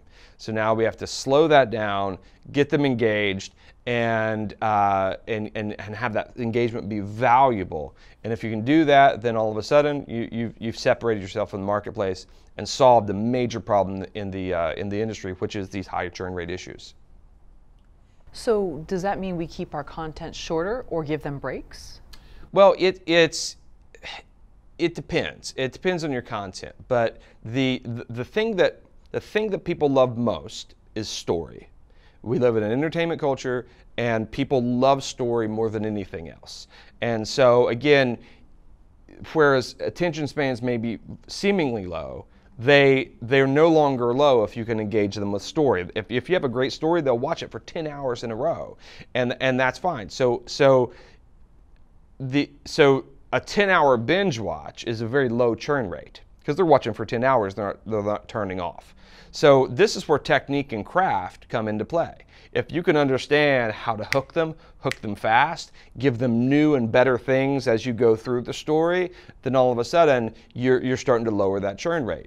But at the same time, it's how do we create multiple engagements that, you know, if you're operating just in network television, you have one hour engagement every week, and that's it. And so now between your one hour engagements, you have a week in between, right? So now if we can start filling that week with some other things, so as a companion web series like they do on AMC, maybe a digital comic that gives them more valuable parts of the story that bridges the gap between episodes. What you do every single time that you have your audience engage with valuable content, valuable story, then slowly you're going to start to lower their churn rate. until you get them to the point that they'll watch your stuff for 10 hours. Typically, they won't do that at the beginning. It's a process of getting them to that point to where they'll say, okay, I'll watch your stuff for 10 hours. I'll watch 60 hours of your content in a month through a binge watch because you've spent the time and made an investment into me as an audience member to a point to where I'm willing to give you this investment into your brand. Right? And so, and the only way to get them to that point is to have as much and as many valuable engagements as humanly possible. And the thing that they value most is story. So it's not just marketing and promotions. That's a big transmedia misconception, that it's all advertising and marketing. It's really, it's the best is story-based stuff. How do I create story-based engagement? So like at the South by Southwest, they had the show Bates Motel created a new a replica of the Bates Motel that you could actually rent out a room and stay in while you're at South by Southwest. That's cool marketing, but it's not transmedia because it didn't give you any more of the story. Because what happens is when it was time to go for the festival, they would open the door and they would leave the room and they'd come back at night, and they have very limited time in the room. But if for some way, like they took a picture off the wall and all of a sudden Norman had written a message behind that picture. If they would take the Gideon's Bible out of the desk and open up and it's not a Gideon's Bible at all, if there's an object in there, or maybe it's a journal that's been written by Norman, giving more insight into his character, insight into some storylines. There's creaky floorboards that you could pop up and the stuff underneath there. Like you flip over the mattress and there's stuff in the mattress, maybe stuff actually hidden inside the mattress you have to rip open to find. If you can extend the story in such a way that the hotel room becomes part of the story, now what's happened is you've created longer points of engagement for that fan base, and that the fans that are in the room maybe don't even want to go outside because the whole room is part of the story that they love. Presumably they don't stay in the Bates Motel unless they watch that Bates Motel show, or even if they do, maybe it's a mechanism to get them to watch the show. But you're going to have a better chance to get them to watch the show is if you start to seed the story and extend the story in a really interesting way. So maybe you never watched the show before, but based on this experience that you have and all these weird little story clues and interactions that you discover in this room, now it makes you even, you have a greater chance of checking it out far beyond just a marketing experience. And so how do we create lots of really valuable story-based engagements for the fan base, and every single one of those engagements creates a lower churn rate. And so maybe the churn rate's very high, and for somebody that's I'm ADD, I'm distracted, I like to do 100 things, I never watch long form TV, I just like watching web stuff, YouTube stuff, all this stuff. If you can just slowly start giving story-based engagement to that audience member, and then you start to lower the churn rate, lower the churn rate, lower the churn rate, lower the churn rate, to eventually you can get them to the point to say, okay, I'll watch your stuff for 10 hours in a sitting because you've invested into me so much already. Does that make sense? It does, yeah. Okay, great. Houston, what do you talk about regarding log lines in your current book? So I always like to approach a log line of be able to explain the story that you're talking about. The plot of your story needs to be teased in the log line. But at the same time, if you can also set up the larger play in the log line, which primarily is creating a world and being able to communicate the story world in that log line, then not only do you tease the plot, but you also tease the world, which is the bigger play. And so the log line is just the starting point that your project has to exist beyond the log line. So your log line is just one story that's going to take place, hopefully in this larger world where multiple stories take place and cross over and connect in all these interesting ways. And so if you can even approach your log line with an interesting world attached and embedded in the log line, then that's going to give you that's going to intrigue people maybe even more than the plot itself. So if you remember the trailer guy, a guy named Don LaFontaine, he was in a world. You know, he would start his he's the movie trailer guy. He would always do those voiceovers. Right, right. He sort of coined that in a world thing. Sure. And what he's doing is, in a world, he sets up the context of a story world. And then he's going to tell you in the midst of a trailer what the story is inside that world. So, you know, in a world where one day a year all crime is legal, we have a family who is being terrorized by somebody, right? So that's like, you know, that's how to set up The Purge. So the story world of The Purge is a country where one night a year all crime is legal. Interesting story world, interesting concept that is far bigger than one individual story. But if you can say, in a world where all crime is legal for one night a year, then move into your individual plot, now you've intrigued me based on the plot, but you've also intrigued me because there's a cool world. So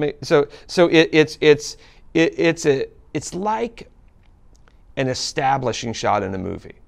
So, you know, an establishing shot in a movie is if instead of cutting directly into here where we're doing this interview, we're going to first show the outside of the entire building and then move in here. Right. So the reason an establishing shot is a normal thing in filmmaking is because the audience is more comfortable knowing where we are than moving into something very specific. And this is just the way we like, the humans and audience, this is the way we think. And this is what we're comfortable with. Because if you just jump directly into a scene, it can be disorienting. This is why you need an establishing shot.